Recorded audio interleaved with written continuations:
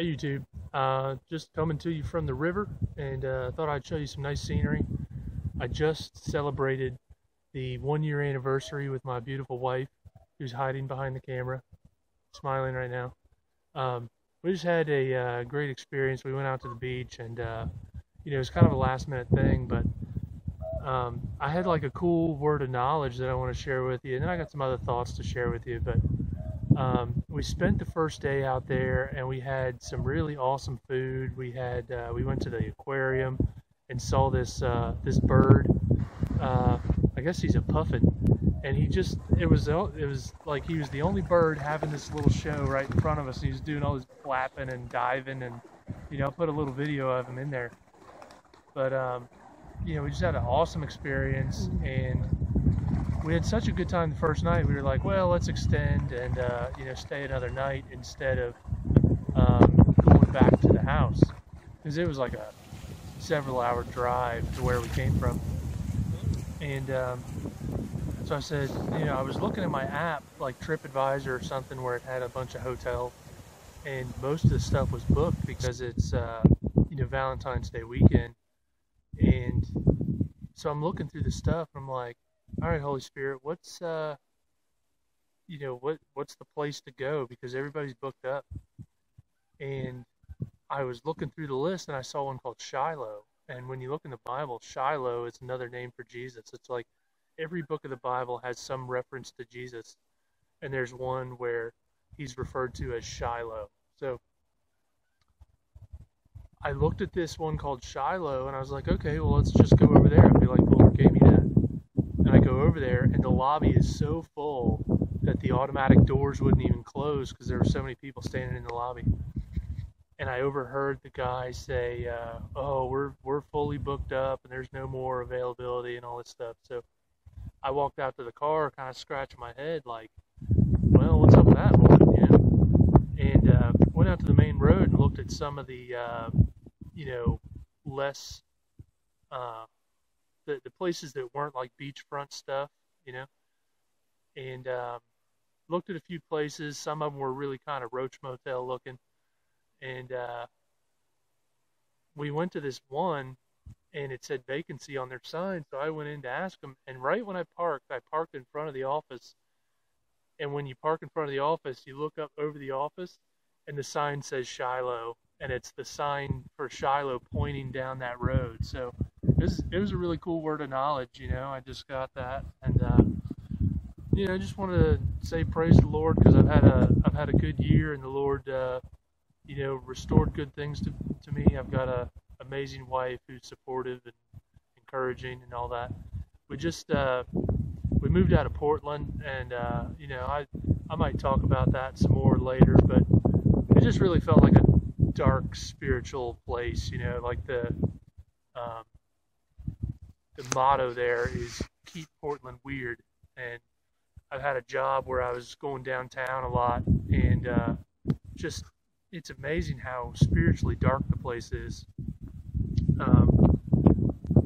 So I look at this new environment as a opportunity to reboot, to get my mind right and my heart back in order, and because the world is just getting darker and darker by the minute. I watched a little bit of the Super Bowl, but it's like without even seeing the halftime show, I knew it was all this Illuminati, Satan worships, kind of things. And just all the media coming out now is just really in your face with Antichrist topics. There's movies coming out, previews for movies coming out, like the X-Men Apocalypse movie that's coming out is just totally blasphemous.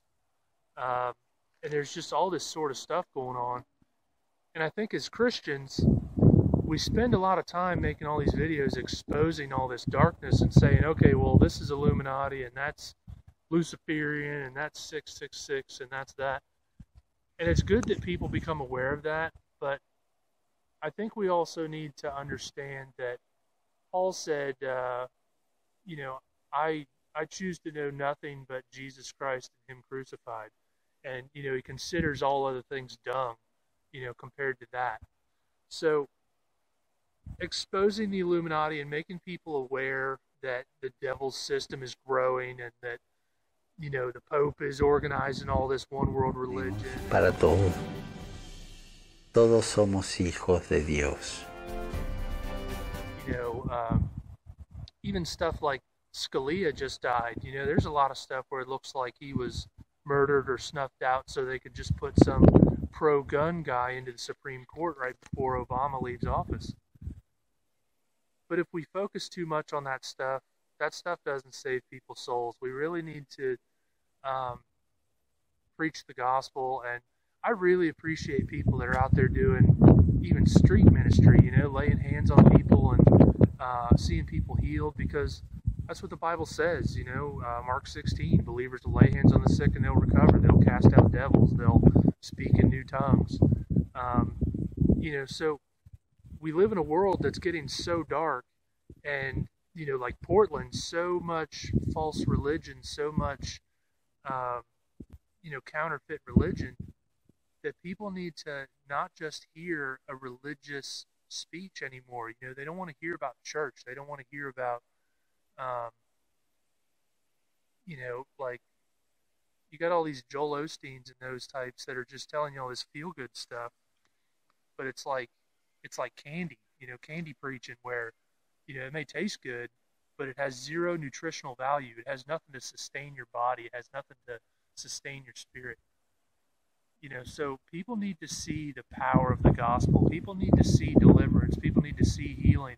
Changed lives are evidence that people are born again. I'm evidence that Jesus is real, because he spared my life from death. He saved me from an alcohol addiction that I couldn't conquer on my own. Saved me from depression I couldn't conquer on my own. And I know so many testimonies of people that have gone through similar experiences. So I guess I don't want to spend so much time focusing on, here's what the devil's doing, here's what the devil's doing, here's what the devil's doing. And just, it was the gospel that changed my life. It was getting delivered from alcohol that changed my life. So the stuff is important. But if I know a lot of people have said, well, we're not looking for the Antichrist, we're looking for Jesus Christ. And I agree with that to a certain degree, but at the same time, people need to be aware of all the deception out there. But I don't think it should be the core message, because it doesn't save souls. It doesn't change people's lives. It wakes them up to maybe what the enemy's doing. But if you're making 3, 4, 5 videos a week of what the devil's doing, I'd say speak more life and less, focusing on what the devil's doing. I don't know. As far as that goes, those were my thoughts on that. I'd like to make more videos. I've got a new camera coming in the mail, and I've found a nice little quiet spot where you may see future videos from here. So I just want to leave it at that. I don't want to go too long, but I thank you for your prayers. Oh, my beautiful wife hiding behind the camera just reminded me. I'm in Facebook jail. I got a thing a little more than a week ago where they said, you need to confirm your name. You need to confirm who you are. And I've used the name Andy Firecharger for 6 or 7 years, I think. It's been my main identity on Facebook and YouTube and wherever, because I do like my anonymity. There's people out there that don't like me and would like to see me go away. I don't want to just put that information out there. So that's why I resist that. And they didn't just ask me to, identify or change my name. They wanted to see driver's license or passport or something actually confirming my name, proving my identity. And, I've resisted it, even to the point where Facebook has blocked me out and I can't even use Facebook. So here's the conclusion I come to. At what point do you decide that enough is enough? How much liberty are you going to let them take from you before you say no? Because that's what's going to happen with the mark of the beast. It's little baby steps, and they're going to say, someday it's going to be like, well, if you take this mark, then, we'll be able to put you in the grocery store system and you'll be able to buy your groceries, or, it'll give you access to your banking system, but without it, we can't trust who you are. And I see this as kind of a, a baby version of what's coming. If they want to see my real identity just to be on Facebook, how much more are they going to want your biometrics and your eye scan and your retina scan and your palm scan and all that stuff just to buy and sell? So have that conversation with the Lord. At what point you say, okay, this is too much and this is where I cut it off. I will no longer give you any more of my privacy, because it becomes a game of giving up privacy to create you know, uh, a sense of security. But, you know, according to the Bible, it leads down the wrong road. You have to reconcile that if you had to anticipate being here during the tribulation, you're going to be in exile anyway. You're not going to be part of the system. You're going to be out here trying to eat fish out of the river while the UN's trying to chase you down and kill you. Um, I still believe in rapture and everything, but I'm saying there are people that aren't prepared to meet the Lord now that are going to have to experience that lifestyle. So make that decision somewhere. Where are you going to say no to the beast system? So that's all I got. Keep me in prayer. I hope to do more videos in the near future. And I just thank you for sticking with me. So God bless you. Jesus is Lord.